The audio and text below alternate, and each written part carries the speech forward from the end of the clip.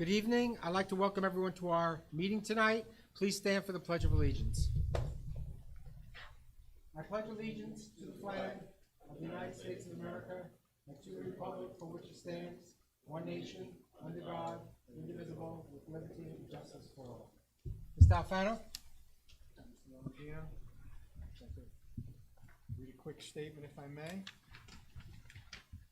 The New Jersey Open Public Meetings Law is enacted to ensure the rights of the public who have advance notice of and to attend the meeting of public bodies of which any business affecting their interest is discussed or acted upon. In accordance with the provision of this act, the Cliffside Park Board of Ed has caused notice of this meeting to be published by having the date, time, and place thereof posted in the office of the Borough Clerk, Borough Library, Borough Rec Department, the office of the Board of Ed, and the office of school numbers 3, 4, 5, and 6, and the high school, June 23rd, 2020. And a notice is afforded to reporters of the record, June 23rd, 2020. This is an official meeting. I'd like to take the roll, if I may. Mrs. Abreu? Here. Mr. Capano? Here. Mrs. Fredo? Here. Mr. Garcia? Here. Dr. Pantoliano? Here. Mr. Raincourt? Here. Mr. Russo? Mr. Shelley? Here. And Teddy? Here. Mr. Lomagino? Okay, once again, I would like to welcome everyone to our meeting. Just a couple of items I'd like to discuss with the board, some updates before we look at the consent agenda. Just a reminder to our community that we are currently taking registration, new registrations for this coming school year. So if there is a parent or a community member that knows of a parent who has to register their children, please contact my office. We could do the registration right now virtually. We have been doing that for the last couple of weeks, but with school beginning on September 9th, we would like to get as many registrations in as possible. So please contact my office. You will see tonight in the agenda, I am making a recommendation to cancel middle school sports. And the reason for that, that's based on our athletic director, Dave Porfido's recommendation and our conversation. We have about 8 or 9 other districts, middle schools, that we usually compete with, and all of those districts have decided to forego middle school sports for this year. So we are not going to run an official middle school sports program. What we will try to do for the students in our middle school, once school begins, is see if we can organize some type of intramural program for the students. But until the students come back and until we get settled with the academic and the instructional part of the program, then we'll look into providing some type of activities for our students. So that's in the agenda tonight. You may or may not have read in the paper that high school volleyball hasn't been suspended, just rescheduled. So that will begin in season 3. This year, the Athletic Association is including another season. I believe it begins February 16th and it runs through April 16th. So we're going to suspend volleyball at this point right now for high school, but we'll pick it up again February 16th. As far as any other sports, all of our other fall high school sports will run as per the guidelines from the state. They will begin practicing again on September 14th, and official games will begin on or about September 28th and October 1st, depending upon the date. I think tennis begins first, and then football begins October 1st. And if there are any additional updates or guidelines from the states on athletics, I will keep the board and the public apprised, and our staff and students. We also have a resolution tonight that we're approving that, that students have the opportunity to go all remote if they choose to do so. The resolution that we have tonight is to approve that students who are all remote can participate in afternoon sports or co-curricular activities. And that'll be a resolution that we're approving tonight. We spoke a little bit about it last week. Again, that's a recommendation from the governor's office that it be board approved. Opening of school information. Students are returning September 9th. We have a revision in our school calendar. There's also another revision in our school calendar tonight where all of our parent visitation evenings that were to take place in September live are now going to take place in October virtual. So parents will be notified of the parent visitation evenings, how it's going to be organized, and I'm sure the school principals, once we get back into the school year, sometime in September, will be notifying both parents and students, posting information to the website. But the calendar that'll be going out tomorrow and that will be posted will indicate those changes. Parents have been contacting me, and I'm sure school principals, regarding information about the two programs that we're offering, both the hybrid and the all-remote program. Letters are going out this week, or should have gone out this week, from our schools to students who are in the hybrid program and the all-remote program, with additional information regarding how the all-remote program is going to work, what group a student might be in, Group A or Group B. So if parents haven't received that information as of yet, it should be going out this week. If you don't hear anything by Friday, then I suggest on Monday you call your school's principal. For the high school, and for primarily the high school, Mr. Pinto informed me today that the majority of the information will be posted to the website. And students have been notified by their email to refer to the website as to what group they're in, what schedule they have. And I know Mr. Bogner in the middle school might be sending letters, but they will also be information posted to the website. Also posted to our website is our reopening plan, which has been posted since July 31st. Parents have called me, and principals, regarding questions or asking for clarification. And if parents have questions, they can continue to do so. Either call my office or email me. Grab and Go Lunch, you know that we were fortunate this summer to provide our students with a Grab and Go Lunch. That program will end this Friday, August 28th, excuse me, and then it will start up again for the new school year beginning September 9th. So there will be information going out to parents whose children are all remote as to how they would go about picking up a Grab and Go Lunch. And students who are taking part in our hybrid program will learn about the Grab and Go process once they come to school, and I'm sure the principals will be sending letters out to parents indicating the process. Okay, I'll stop there for a minute. Does any of the board members have questions at this point about anything I spoke about? Just the only concern with the middle school sports, and I know it is what it is, but if we can really implement an intramural program to keep these kids somewhat active and safe, I think, I'm speaking on my behalf, but I think the rest of the board would be in approval of that. So if the athletic director can work with the middle school, administration, that'd be a positive for the students. Yeah, I did. When I was speaking to Mr. Porfido, we did say that we would speak to Mr. Bogner, and we will make every effort to do so. Appreciate it. Thank you. Okay. Before I look at the consent agenda, do we have any committee reports? No, go ahead, Carl. Well, the only thing is that fence going up for the drain. We pulled so often that kids are going to get to play one game a month. In the high school field. Yeah. Play one game, and that's basically. Yeah. Everything else is. Right. Carl, just to rehash on what Carl said, as you know, we're changing the east wall at the high school. It's a major project in cooperation with the borough and the Board of Ed. There's been some issues with the two bids, but I think they've hammered it out, Lou. They have. And probably a start date with sometime in October, but we are going to be able to get our only home game in after Lou sent some emails out, so that's a positive. Boilers are wrapping up in number 5 and number 3. They're doing some liners. We did mention that we were going to put a water softener in the system to protect the boiler.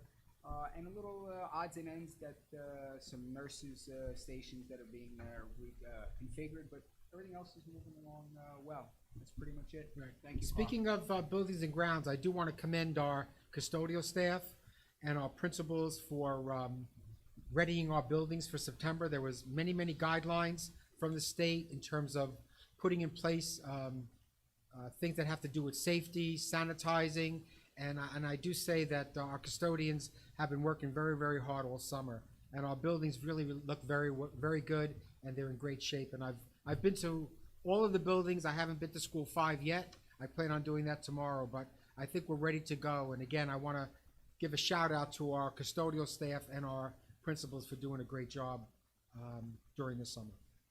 Mr. Longino, I want to echo that, but I also want to thank yourself and Lou Fano for assisting with a lot of stuff also. Thank you. Thank you. Thank you, Mr. Turbine. So if we could look at the consent agenda, just a couple items I want to refer to. On page 2, third resolution down, we are appointing Mike Scozzafava as a high school special education teacher at a BA Step 2 for this school year, benefits included. Domenica Russo, who is subbing with us as a high school Italian teacher. Domenica has her, we're just waiting for her certificate to come back from the state. All of her paperwork is in, but initially we are approving her as a substitute. Probably the next agenda, which will be September, will be approving her as a full-time high school Italian teacher. Michelina Kapmeyer is going to fill in as a substitute leave replacement at school number 3 for a Title I position. Simon Bracco, who was with us many years as a special education teacher, will be returning per diem as a high school special education teacher beginning September 1st. Nuhat Tibet, who has been with us a number of years as a custodian, I believe in the high school, number 5, will be retiring effective October 31st, so I wish him the best. On page 3, we are recommending to appoint Leslie LaRose as a middle school English teacher, MA Step 11. Leslie is coming to us from another district, so she will begin on or about October 23rd.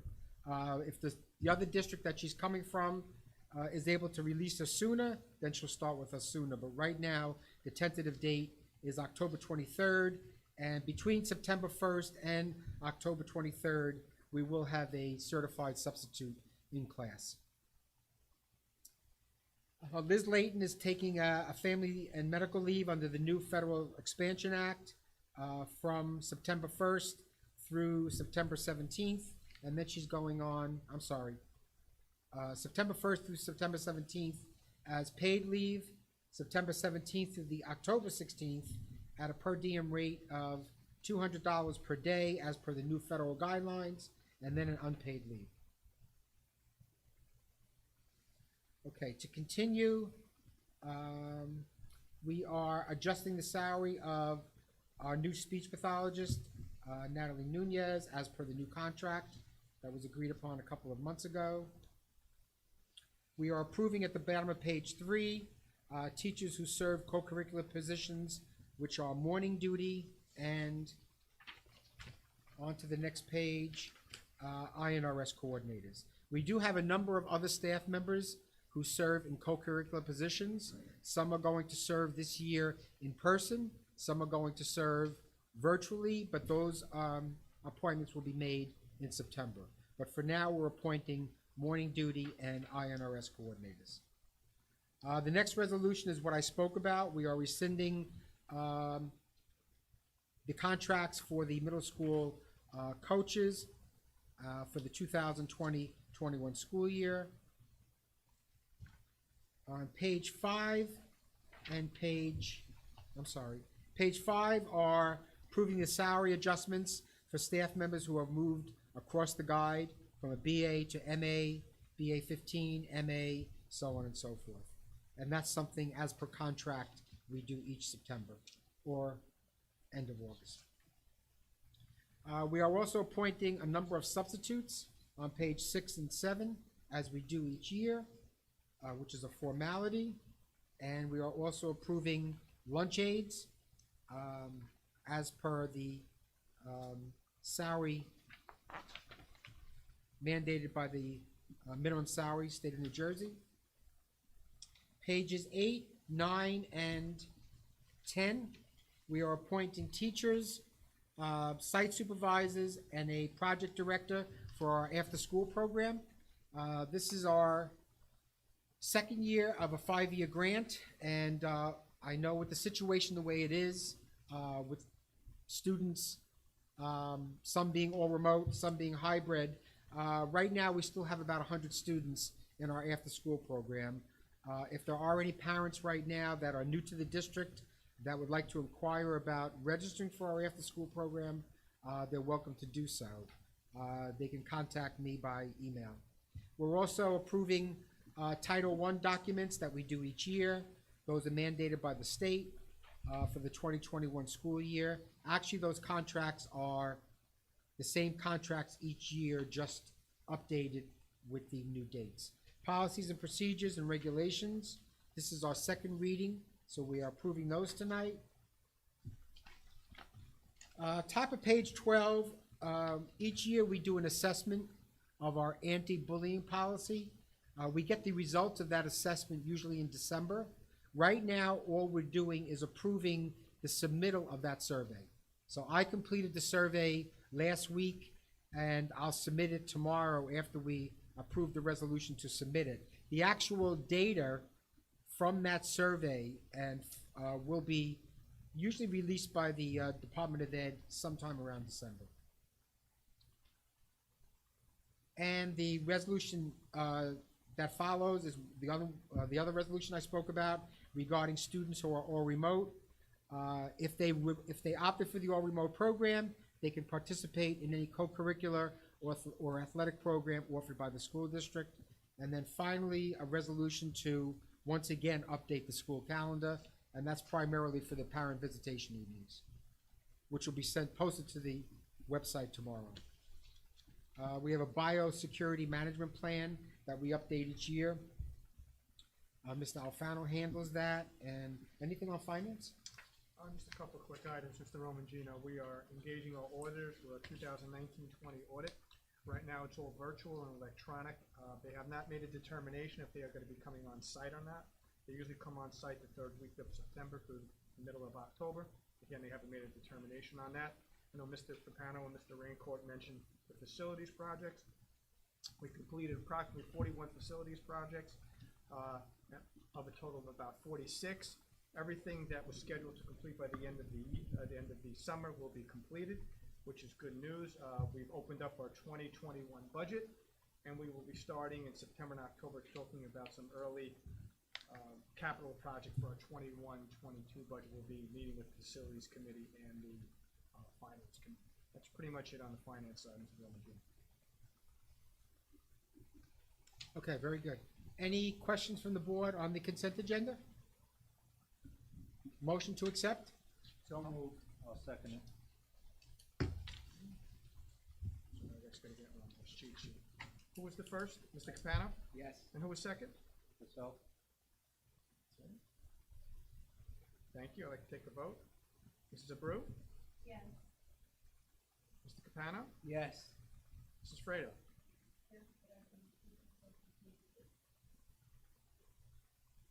Page 6, Mrs. Fredo? Mm-hmm. Mr. Garcia? Dr. Pampliano? Yes. Mr. Raincourt? Yeah. Mr. Shelley? Yes, except on bill list, page 8, J&J Electric Construction, and on page 3 of the consent agenda, the appointment of Leslie LaRose. Page 8, bill list J&J, page 3, consent agenda. Yes. Thank you, Mr. Shelley.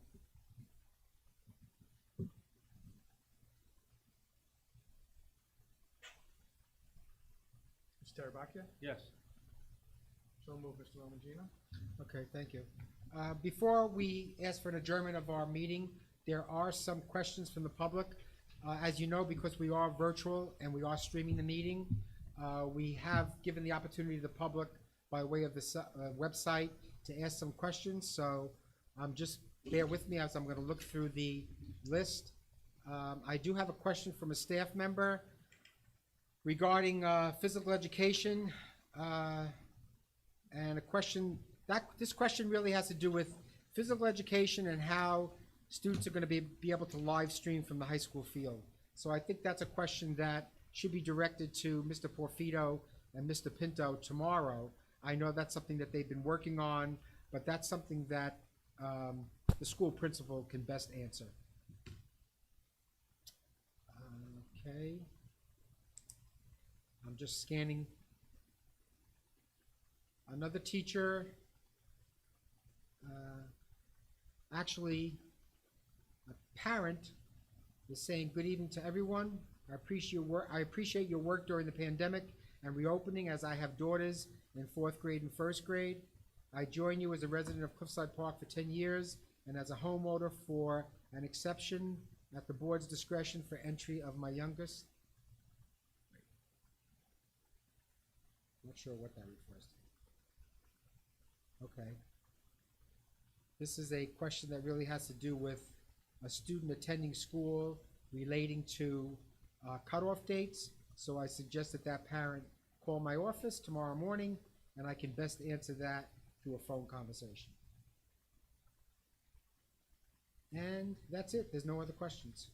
There's some comments about a teacher saying that they're a concerned teacher, but no question. So at this point, since there's no other question, our next board meeting is September 23rd. We have a work session the week before that, which is also live stream, but there's no public participation. Once again, I just want to make mention of the fact that I forgot to when I was giving my principal's report, a result of the opportunity for parents to select the all-remote program. Right now, we have 65% of our parents selecting the hybrid program, which is in-person and virtual, and 35% of our parents selecting the all-remote program. This is going to be a challenging year for us, without a doubt, but I'm confident that our administration and our staff, as always, will do a great job in what's in the best interest of our students. So at this point, I would like to call for an adjournment. I'll make a motion. May I have a second, please? Okay, that's clarified. And Mr. Raincourt? Very good, thank you. Thank you very much. Thank you.